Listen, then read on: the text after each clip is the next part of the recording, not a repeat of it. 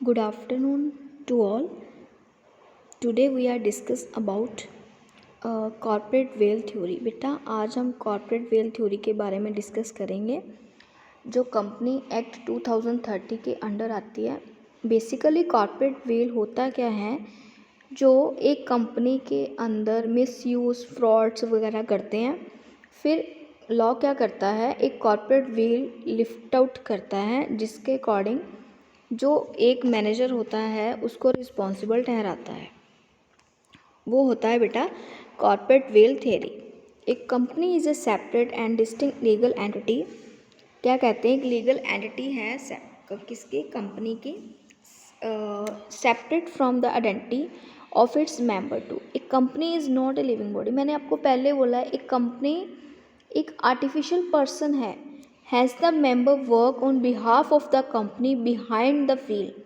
जो उस कंपनी में रह के फ्रॉड्स करते हैं, मिसयूज़ करते हैं, धोखाधड़ी जिसे हम कहते हैं, वो फिर लॉ क्या करता है, उस पर्दे को उठाता है, वेल को उठाता है, फिर उनको जिम्मेवार ठहराता है।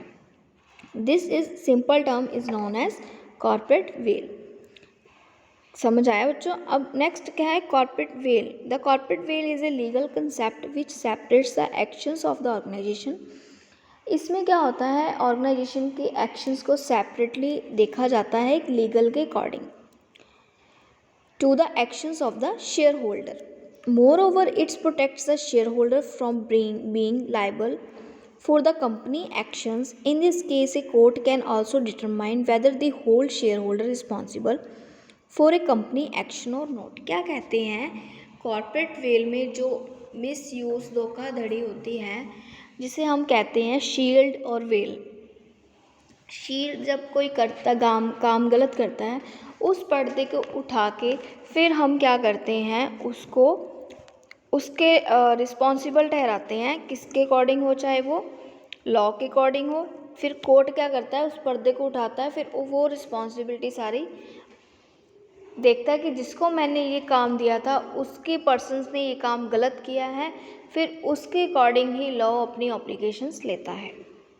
ओके फिर कौन फ्रॉड कर रहा है कंपनी के अंदर कॉर्पोरेट के अकॉर्डिंग, कौन मिसयूज़ कर रहा है, ये सारा बच्चे किस में आता है, कॉर्पोरेट वेल में। नेक्स्ट आता है हमारा पियर्सिंग द वेल। अब पियर्सिंग द वेल में क्या होगा, the liability production of A corporation is quite important. Unfortunately it is not always absolute.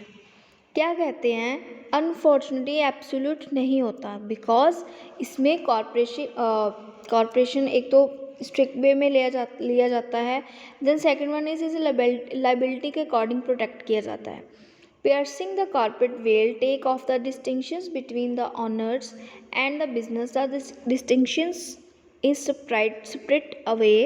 stripped away, the owner or the shareholder working on behalf of the company become personally responsible for the financial condition of the business.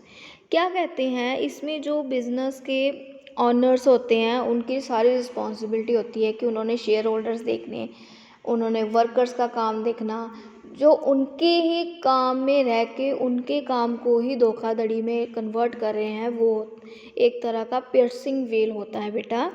इसमें क्या होता है, share holders क्या करते हैं, misuse करते हैं company में रह के। मैंने आपको फर्स्ट ऑफ ऑल बोला कंपनी एक ऐसा आर्टिफिशियल पर्सन है, इसको हम टच नहीं कर सकते, फील नहीं कर सकते, बट कभी भी कंपनी काम गलत नहीं कर सकती। जो उसके अंडर काम कर रहे हैं, चाहे वो वर्कर हैं, चाहे वो एम्प्लॉयज़ हैं, चाहे वो मैनेजर तो नहीं कह सकते, जैसे वो क्या कहते हैं, मेन होल्डर्स होते हैं, सुपरवाइजर्स होते हैं, उन्होंने कुछ फ्रॉडुलेंट किया हो, मिसयूज़ किया हो, वो एक तरह का पियर्सिंग वेल होता है बेटा। कुछ इसके बेटा पियर्सिंग कॉर्पोरेट वेल के फैक्टर्स आ जाएंगे। First of all the existence of fraud और wrong doing to the third parties. इसमें क्या करते हैं, थर्ड पार्टीज रॉन्ग डूइंग काम करती हैं, फ्रॉड्स करती हैं, उनके अकॉर्डिंग लॉ क्या कहता है, क्या कौन सी रिस्ट्रिक्शंस उठाता है, कौन से ऑब्लिगेशंस उठाता है उन लीगल के according. Failure to maintain the separate identities among the companies. The common scene that may cause some checking is where there are several related companies acting under the umbrella of one company and the failure to maintain separate identities of the company. क्या कहते हैं इसमें, जो company की बहुत सारी identities हैं उन्हें सेपरेटली मेंटेन किया बट वो एज ए फेलियर कन्वर्ट की जाती है। क्यों? क्योंकि उसमें कॉर्पोरेट वेल होता है। Okay, failure to maintain separate identities of the company with its owner और शेयर होल्डर्स। इसे मर्ज किया जाता है किस नाम से? कंपनी के नाम से, ऑनर और शेयर होल्डर्स को।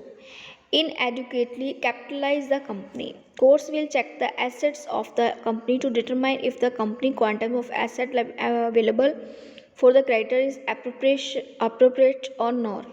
Whether it is a scene of under capitalization. इसमें क्या होता है, कई बार कंपनी की कैपिटलाइज जो होती है इनएडुकेटली होती है, मीन्स इनकरेक्ट होती है। क्यों?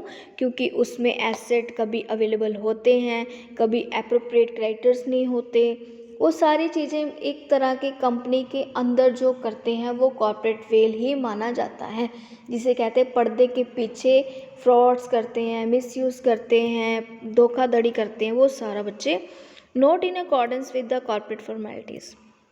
Another red flag that could lead to piercing the corporate veil is the failure to follow corporate formalities. In cases where formalities are not legally followed, courts have held that the liability protection will be paid and the personal assets of the owner can be tied in this. क्या करते हैं इसमें, अगर आप corporate formalities के according नहीं चलोगे तो आपके ऊपर कोर्ट लीगल एक्शंस ले सकता है बच्चे।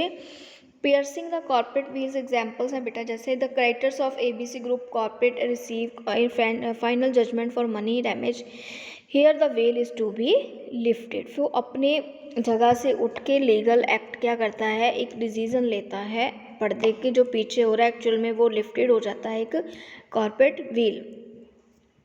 ABC corporate cannot pay the judgment so it shut down. This to leads to the piercing of the veil. क्या कहते हैं, अगर वो एक जजमेंट को पे नहीं कर पाते ABC कॉर्पोरेट, वो शट डाउन कर जाते हैं, देन उसे हम क्या कहते हैं, piercing the well. Thank you so much. Hopefully आप सबको क्लियर हो गया होगा बेटा कॉर्पोरेट वेल के कंसेप्ट क्या है, उसकी थ्योरी है, देन उसके फैक्टर्स। कल हम करेंगे difference between company and partnership form. Thank you so much.